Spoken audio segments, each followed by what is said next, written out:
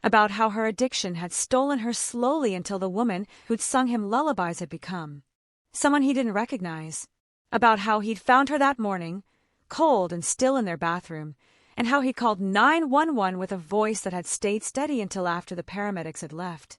"Your teacher sounds like someone special," Mrs. Morrison continued, seeming to understand his need to change subjects.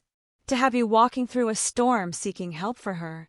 "She is," Marcus said with certainty that came from 4 months of experiencing what it felt like when an adult actually cared. "She treats us like we matter. Not like we're problems to manage or obligations to fulfill. Like we're actual people worth knowing." "Sounds like Mr. Moretti made the right choice agreeing to help then," Mrs. Morrison said, something knowing in her tone that made Marcus look up from his food. "Does he do this a lot?" Marcus asked, curiosity overriding caution. "Help people who ask him?" Mrs. Morrison's smile carried layers of meaning Marcus didn't fully understand. "Mr. Moretti is complicated," she said carefully. "He's done things I don't approve of and probably never will. But he's also capable of surprising kindness when the situation calls for it, especially where children are concerned." Before Marcus could ask what she meant, Dante entered the kitchen, his expensive suit exchanged for dark clothing that looked more practical for whatever they were about to do. He'd rolled up his sleeves, and Marcus noticed scars on his forearms, old wounds that told stories about violence survived. "Ready?" Dante asked, his tone all business now. Marcus abandoned his half-finished pasta immediately, climbing down from the stool with renewed energy that came from hope rather than food. "Yes, sir." "Finish eating first," Dante corrected, surprising Marcus by sitting down at the counter beside him. "We have time, and I need you sharp, not running on adrenaline and empty stomach. Trust me, I've made that mistake enough times to know better." Marcus climbed back onto the stool and resumed eating, hyper-aware of Dante's presence beside him. Up close, the man was even more intimidating than from across a desk. Taller, broader, carrying himself with the kind of confidence that came from never having to prove anything to anyone. "Tell me more about your teacher," Dante said, pulling out his phone and showing Marcus a photograph from Elena's social media. "This is her, correct?" Marcus nodded, his chest tightening at seeing Ms. Reyes' smiling face. In the photo, she was at school, surrounded by students during what looked like a science experiment. Her dark hair was pulled back in a ponytail, her expression animated with enthusiasm as she pointed at something beyond the camera's frame. "That's from 2 months ago," Marcus said, recognizing the classroom setup. "We were doing a unit on volcanoes, and she brought in baking soda and vinegar to make them erupt. She let us all make our own, and even stayed after school to help clean up the mess because it got everywhere." "She always stay late like that?" Dante asked, his tone suggesting the question mattered more than casual curiosity. "Every day," Marcus confirmed. "Usually until 5 or 6 o'clock. Sometimes later if she has parent conferences or meetings. But she's always there first thing in the morning, too. She says teaching isn't a job you clock in and out of. It's a commitment to humans who deserve your best effort." Dante's expression shifted subtly, something that might have been respect or recognition crossing his features. "And this man you saw on Friday, can you describe him?" Marcus closed his eyes, pulling up the memory with clarity that came from having replayed it obsessively for 3 days. "White guy, maybe 30s or 40s. Tall, like you but not as tall. He had a beard that looked messy, not groomed. Dark jacket, jeans. And he stood weird." "Stood weird how?" Dante's attention had sharpened. "Like he wanted to look casual, but he was too focused," Marcus explained, struggling to articulate what he'd noticed. "Normal people at school pickup are checking their phones or talking to other parents or looking bored. He just watched Ms. Reyes the whole time. Didn't look away, even when she noticed him looking."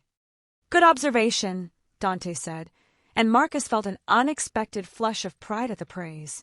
That kind of attention to detail is valuable. "Did you see what kind of car he got into?" "Dark van," Marcus said immediately. "Kind of old and beat up. It had a crack in the driver's window that looked like lightning." Dante's jaw tightened almost imperceptibly, but Marcus caught it. That flash of recognition and anger quickly controlled. "You're certain about the crack?" "Yes, sir. I notice cracks in things because I like to draw and they make interesting patterns." Marcus finished his pasta, pushing the plate away. "Did I remember something important?" Very important, Dante confirmed, standing and gesturing for Marcus to follow. And it confirms who we're dealing with, which means I know where to start looking. They moved through the mansion toward the garage, Marcus struggling to keep up with Dante's long strides.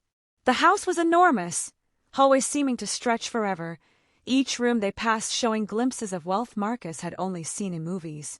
Artwork on walls, sculptures on pedestals, furniture that looked like it belonged in museums. But despite all the expensive things, the house felt empty in a way Marcus recognized from his own life. Lots of objects, not much warmth. Like someone had filled spaces with stuff to avoid acknowledging what was missing. The garage contained 6 vehicles, ranging from sleek sports cars to armored SUVs that looked like they could survive explosions. Dante headed toward a black sedan that was expensive but not flashy, gesturing Marcus toward the back seat. "Remember our agreement," Dante said as 2 men materialized from shadows, the same security guards who'd escorted Marcus inside earlier. "You stay in the car with Tony and Vince while I search the apartment. No exceptions, no negotiations. Clear." "Clear," Marcus agreed, climbing into the back seat that smelled like leather and money. The drive to Elena's apartment took 15 minutes, through rain that hadn't let up, streets reflecting neon signs and traffic lights in patterns that turned the city into an impressionist painting.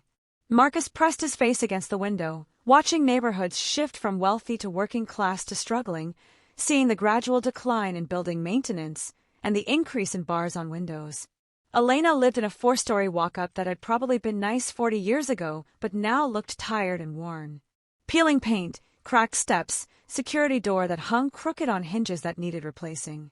Her car sat in the small parking lot behind the building, a 10-year-old Toyota with a dent in the rear bumper and an elementary school parking permit visible through the windshield. Dante parked on the street, his practiced eye scanning the area with the kind of assessment Marcus was starting to recognize. Looking for threats, for escape routes, for anything out of place that might indicate danger. "Stay here," Dante instructed, though the command was unnecessary given the 2 large men who settled into protective positions, flanking Marcus in the back seat. "If anything feels wrong, anything at all, you tell Tony and Vince immediately." "Understood."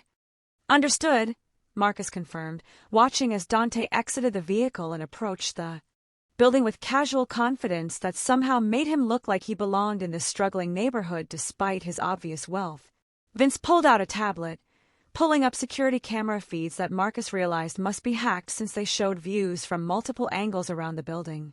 Tony kept his attention on their immediate surroundings, hand resting inside his jacket where Marcus knew a weapon must be holstered.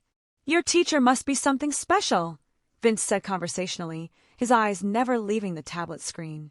"Boss doesn't usually get personally involved in missing persons cases, especially not for people he's never met." "Ms. Reyes is the best person I know," Marcus said simply. "She makes kids feel like they matter, like their lives are worth caring about even when nobody else does." Tony glanced back at him, something unreadable in his expression. "How long have you been at Lincoln Elementary?" "4 months. I got moved there after my last foster placement didn't work out." Marcus kept his voice steady, not wanting to explain the details of why that placement had failed. The mother who decided he was too quiet and withdrawn. The father who'd suggested maybe Marcus needed to be somewhere with professionals who could handle his issues. "And your teacher noticed you needed help?" Vince asked, attention still on the tablet but clearly listening. "She notices everyone," Marcus said. "That's what makes her different. She learns everyone's name the first day. She remembers birthdays and favorite colors and what makes each kid scared. She stays late tutoring anyone who needs help, and she never makes you feel stupid for not understanding something." He paused, fighting back the emotion threatening to overwhelm him. "She told me 2 weeks ago that I was smart and capable and that my past doesn't define my future. She said I could be anything I wanted if I was willing to work for it. Nobody's ever said that to me before. Not like they meant it." The car fell into silence, broken only by the steady drum of rain on the roof. On the tablet, Marcus could see Dante entering the building, moving through a hallway towards stairs, leading to the upper floors. "Boss is heading to apartment 3B, Vince narrated, zooming in on the feed. "Picking the lock now." Marcus leaned forward, watching the screen intently. Within seconds, Dante had the door open, slipping inside with practiced ease. The camera feed switched to a different angle as Vince somehow accessed building security systems, showing grainy footage of Elena's apartment interior. It was small, studio layout with efficiency kitchen, bathroom, and sleeping area all visible from the main room. But it was organized and clean, decorated with the same kind of cheerful determination Marcus recognized from her classroom. Student artwork on the walls, books overflowing from second-hand shelves, a desk covered in papers that were probably lesson plans. Dante moved through the space methodically, examining details that Marcus couldn't see clearly on the tablet. He opened drawers, checked closets, studied the bathroom with the kind of thoroughness that suggested he knew what he was looking for even if Marcus didn't understand the significance. "Her purse is here," Vince said, zooming in on an object Dante had picked up from the counter. Wallet inside, phone, keys, everything she'd need if she'd left voluntarily. "She didn't leave voluntarily," Marcus said, certainty in his voice. Ms. Reyes wouldn't just disappear without telling anyone, especially not on a school day when she knew kids were expecting her. Tony nodded slowly. "Kid's right. And look at the door lock. Scratches suggest someone picked it recently. Multiple times based on the pattern. Someone's been in this apartment when she wasn't home." On the screen, Dante had moved to Elena's desk, examining papers with focused intensity. He pulled out his phone, taking photographs of documents Marcus couldn't see clearly. His expression had gone cold in a way that made him look dangerous rather than just intimidating. "Found something," Vince muttered, his attention locked on the tablet. "Boss is photographing what looks like letters. Multiple pages. Can't read them from this angle, but his body language says it's bad news." Marcus's stomach twisted with fear he'd been trying to suppress since morning. "Is she alive?"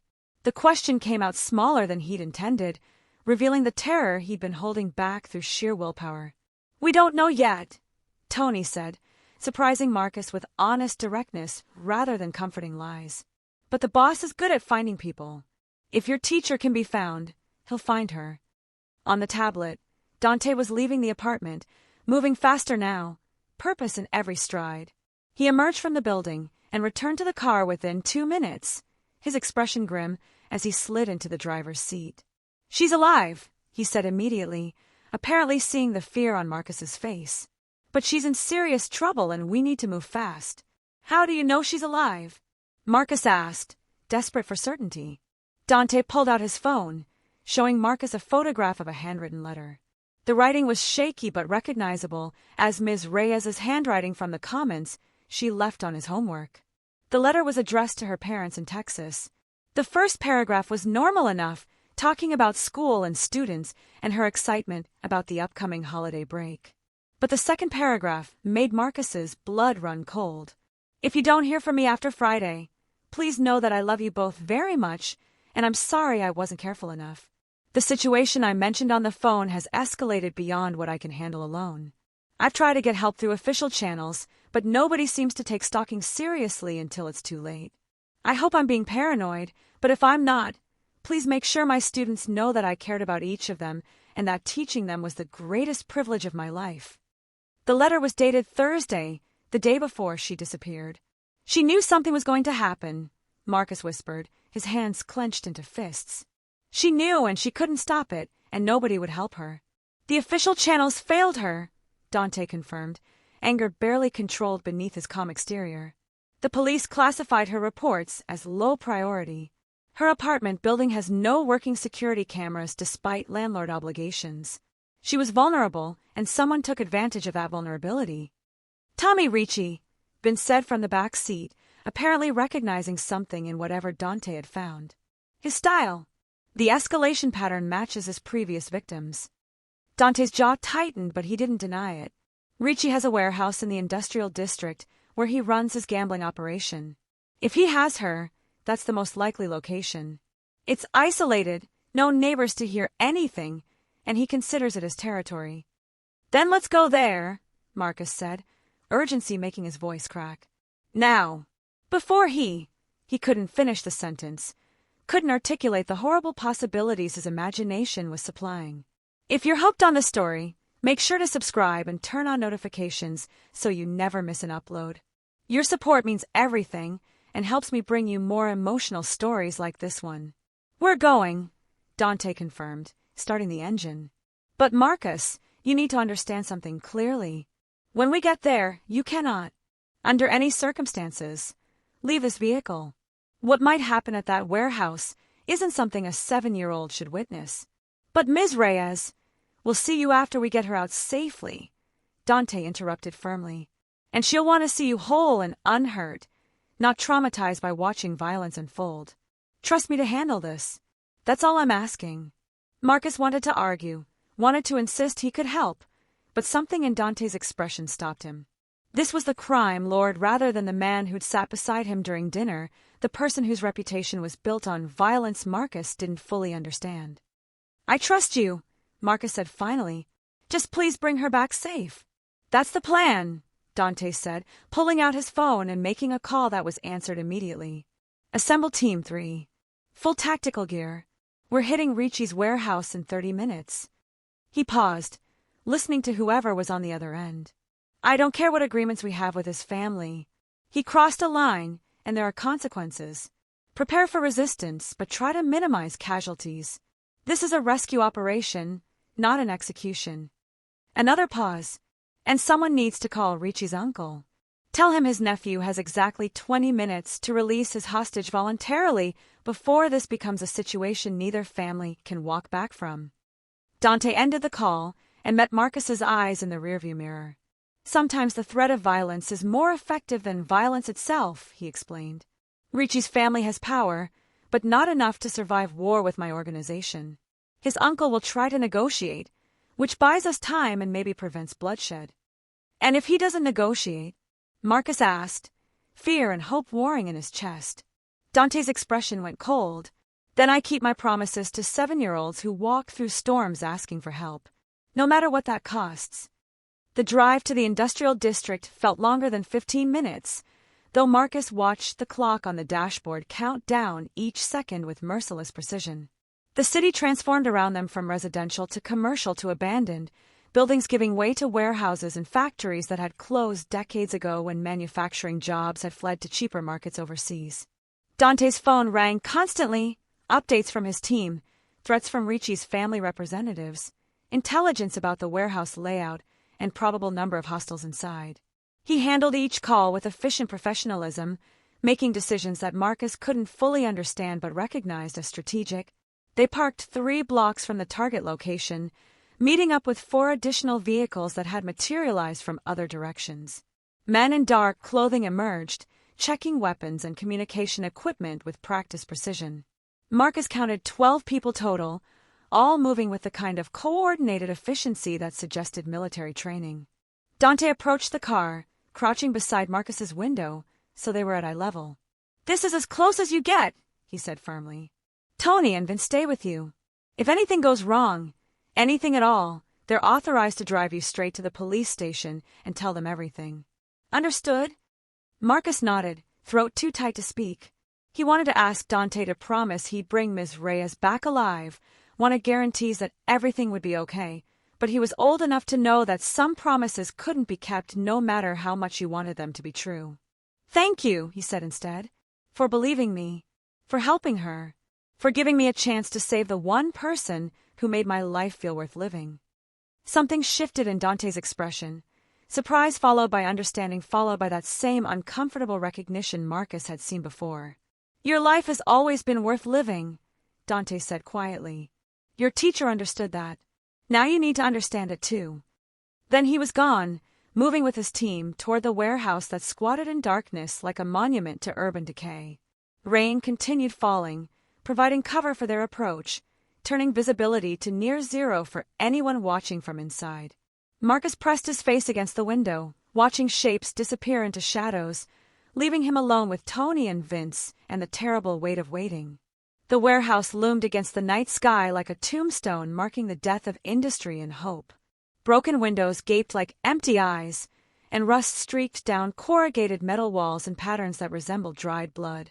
A single light burned in a second-floor window, the only sign of occupation in this sprawling structure. Dante moved through shadows with his team spread in tactical formation around him, each person knowing their role without verbal communication. They'd done this before. Extractions from hostile territory, rescues that required precision over brute force, operations where seconds meant the difference between saving lives and collecting bodies. His earpiece crackled with updates. South entrance clear.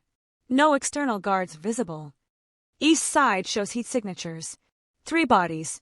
2nd floor, northwest corner. Ricci's uncle is calling again. Says his nephew denies having anyone and we're making a mistake. Dante ignored the last message.